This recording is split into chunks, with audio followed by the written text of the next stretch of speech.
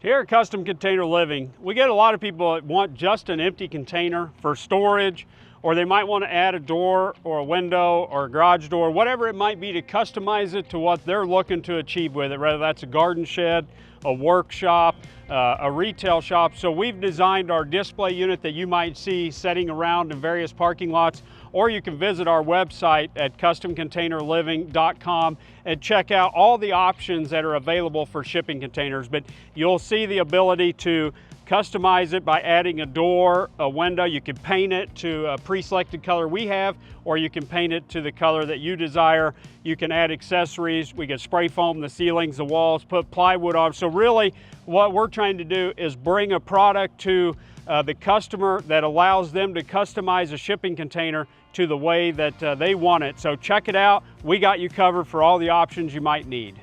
So with all containers, you're going to get one set of doors. This is a single set of door on this container. Open up to allow you to put your stuff in and out, your lawnmower, whatever it might be. But if you want additional accessibility, they make a double door container where you get a set on both ends like this, so you could go all the way through. So regardless, whether you add any customizations to it for additional doors, you still have access from this end or both ends, and they're really easy to open and close.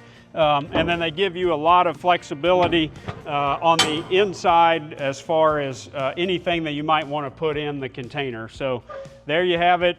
Easy open door, gives you plenty of storage, plenty of space to get in and out. As you can see, we've got a 6x6 garage door option that we're going to offer. As this one's on the end of the container, you have the ability to place it on the side of the container wherever you desire. But as you can see, a white 6x6 garage door is an option to add to your container. So we believe it's important to educate our customers if they're going to store valuable stuff in a container or they don't want any moisture, to apply some spray foam to the ceiling, because in the right conditions, the ceiling of a container can sweat and drip down water on whatever's inside. So you have the option to add spray foam to the ceiling. You can also add it to the walls as well. And then another option is to put plywood on the walls and the ceiling. So if you want to hang gardening tools, build some shelves, or you just don't like the look of the container itself, you have the option for 1/2-inch plywood on the walls and ceiling. We want to give you the flexibility to make this container your own, and that's why you can see on this one we put some of the examples to give a visual of what they would look like. Among all these here, you can paint it whatever color you desire, or you can pick one of the predetermined colors we have.